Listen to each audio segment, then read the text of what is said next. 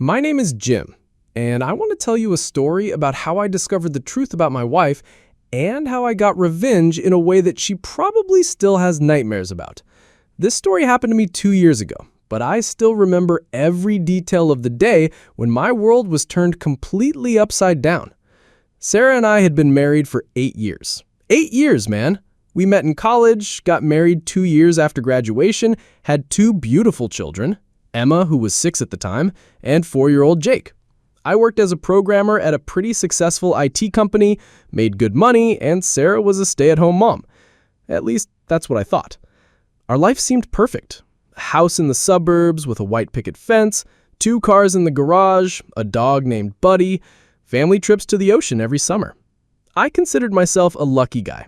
I had a beautiful wife whom I adored, wonderful children, and a stable job. What more could a man ask for?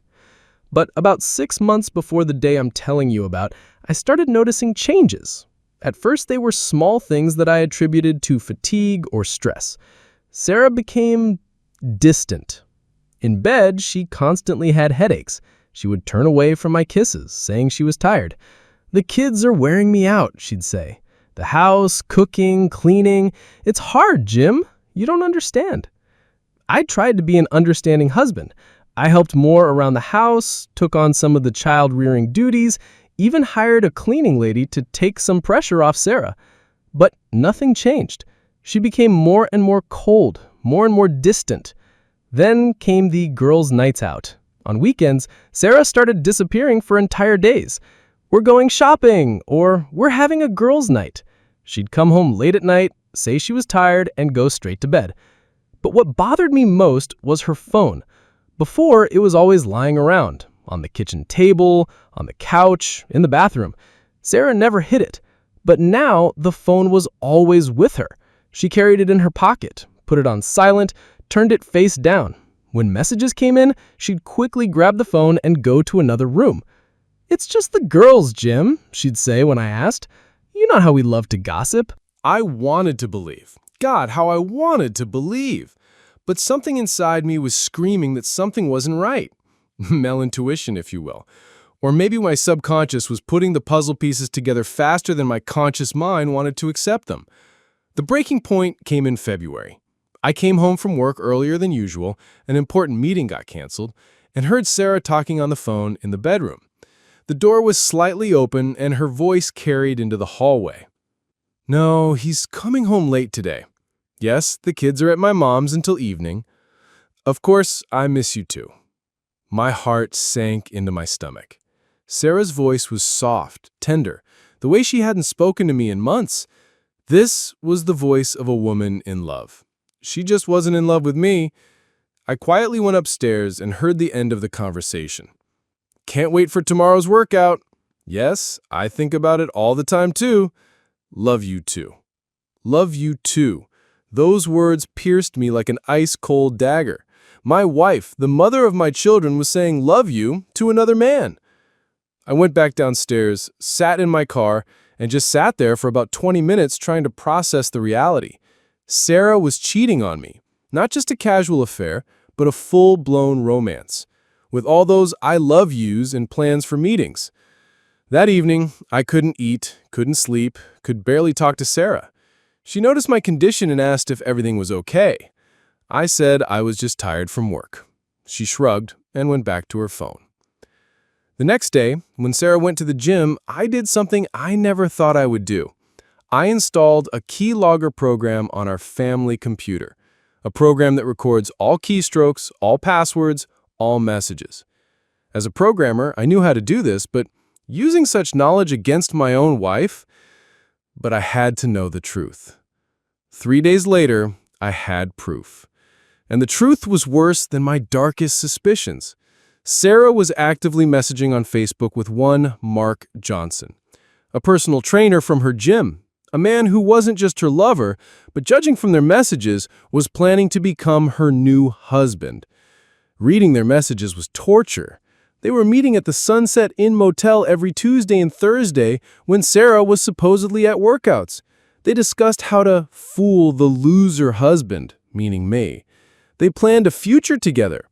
But the most painful message I read that evening when this whole nightmare began, Sarah wrote, "Can't wait until we're together forever. Jim is so boring and predictable. He doesn't even suspect what's happening. I'll marry you as soon as I file for divorce. I promise the kids will love you as much as I do." I sat in front of the computer and cried. A 32-year-old man, crying like a child. 8 years of marriage, my entire adult life. It was all a lie. Worse, I was a boring and predictable loser who was easy to deceive. But after the tears came anger. Cold, calculating anger. If Sarah thinks I'm boring and predictable, then she's very wrong. I'll show her just how unpredictable a boring IT programmer can be. I spent the next 3 months preparing. 3 months of careful planning, and every day was torture. Every morning I woke up next to a woman who was betraying me and pretended I knew nothing. Every evening she came back from workouts, and I knew she had spent those hours in bed with another man. But I held on. I had a plan. First, I secretly copied all the evidence: correspondence, photos from their social media, recordings of phone conversations. I made backup copies on multiple devices and saved everything in cloud storage. Then, I hired a private detective, an expensive professional detective who confirmed my suspicions and provided even more evidence: photos and videos of Sarah and Mark entering and leaving the motel. I secretly met with the best divorce attorney in town. I learned about my rights, how to protect the children's interests, how to keep the house and finances. The lawyer said that with such evidence of infidelity, I had every chance of getting primary custody of the children. I also conducted a small investigation of Mark himself. It turned out that my rival was married and had 2 children. His wife's name was Linda, and judging by her Facebook, she had no idea that her husband spent his free time destroying other people's families. Gradually, I started transferring money from our joint accounts to a personal account that Sarah didn't know about. Not all of it, of course. I didn't want her to suspect anything, but enough to protect our family savings. And finally, I chose the date for my revenge. June 15th, our 8th wedding anniversary. The perfect symbolic date for ending our marriage. 2 weeks before the anniversary, I told Sarah that I wanted to have a special dinner at home. Let's invite our friends and family to celebrate 8 years together. I want to show everyone how much I love you. Sarah was surprised by the idea, but agreed. That's so sweet of you, Jim. I love you too. The lie rolled off her lips so easily, as if she was talking about the weather. I invited our parents, brothers and sisters, best friends, about 20 people total. I told everyone it was a surprise for Sarah, that I wanted to make a slideshow of our best moments over 8 years. Sarah was thrilled with the attention. She bought a new dress, got her hair done, spent the whole day preparing. I watched her and thought, if only you knew what's waiting for you. The evening of June 15th, all the guests gathered in our living room. Sarah was glowing with happiness, accepting congratulations and compliments. I stood up and gave a short speech about how important family and honesty are in marriage. Some guests laughed at my romanticism. If only they knew. And now, I said, I want to show you a little slideshow about our life together with Sarah. I turned on the projector and photos appeared on the wall. Our wedding, honeymoon, the birth of our children, family vacations, birthdays. Everyone was smiling. Some were wiping away tears of emotion. Sarah held my hand and whispered, "Thank you, honey. This is so beautiful." The slideshow continued for about 10 minutes. Happy memories, happy family, happy life. And then, a photo of Sarah and Mark kissing in a car near the motel appeared on the wall. The living room instantly fell silent. I could hear someone gasp. Sarah squeezed my hand tighter. "Jim, what is this?" Next slide. Sarah and Mark entering the motel room. Another one, a screenshot of their correspondence with meeting plans. And another, Sarah's message about me being a boring loser. "Jim, turn this off immediately!" Sarah's voice was trembling. But I didn't stop. The last slide was simple. Text on a black background. "Sarah, I'm filing for divorce. Your suitcases are in the garage. The lawyer will contact you tomorrow."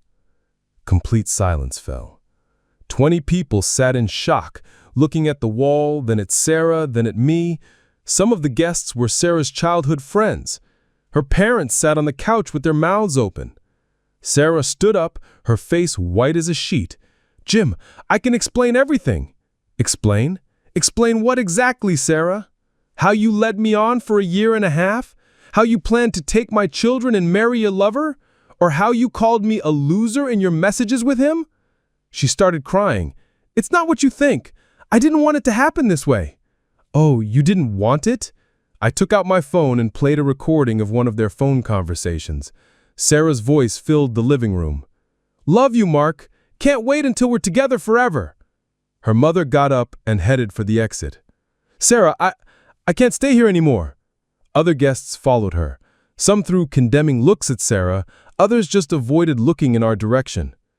"Jim, please, let's talk privately." Sarah tugged at my sleeve. "Talk? 8 years of marriage, Sarah. 8 years, and the only thing I got from you in the last year and a half was lies."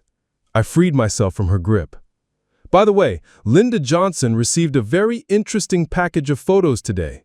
I think your Mark is having an equally interesting scene at home right now." Sarah's eyes widened. "You sent evidence to his wife? And also to the gym management. I don't think trainers should be seducing clients during work hours." At that moment, Sarah understood the scale of the disaster. She hadn't just lost her husband and family. I had destroyed her relationship with Mark, too. She collapsed on the couch and burst into tears. The last guests hurriedly left the house. Only the two of us remained in the living room, filled with the remnants of what was supposed to be a celebration of our anniversary. "Where are the children?" Sarah asked through tears. "At my parents'. I'll pick them up tomorrow. The lawyer will file for custody." "You can't take the children away from me?" "I can, and I will. I have evidence of your infidelity. Testimony that you plan to bring a strange man into their lives without my consent. What court would give children to an unfaithful wife?" Sarah sat in her car and couldn't start the engine for a long time. Her hands were shaking. Finally, she drove away, and I was left alone in the house where the best and worst years of my life had passed. The following months were difficult, but justice prevailed. The lawyer was right. With such evidence of infidelity, the court sided with me. I got the house, primary custody of the children, and Sarah was required to pay alimony. Mark was fired from the gym. His wife filed for divorce and also got primary custody of their children. The last I heard about him, he moved to another state, trying to start a new life. Sarah tried to restore our relationship. She called, cried, asked for forgiveness. She said it was a mistake, that she still loved me. But it was too late. Trust, like glass, once it's broken, you can't put it back together. As for me, I'm dating a wonderful woman named Jessica. We've known each other for a year now, and she gets along great with the children. Maybe someday I'll believe in love enough again to get married, but for now, I'm just enjoying an honest relationship with an honest person. Sometimes friends ask if I regret how cruelly I treated Sarah that evening. Public humiliation in front of all our friends and family, maybe it was too much.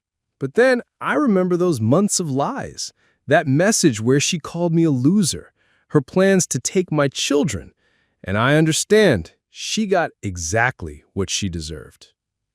Sarah thought I was boring and predictable, that I would never find out the truth, that she could play with me like a puppet and then just throw me away when she found someone better.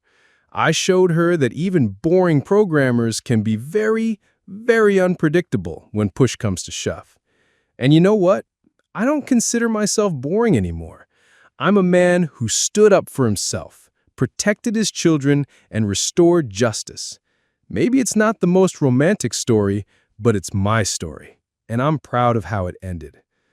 As for Sarah, I think she'll never forget our 8th wedding anniversary, just like me.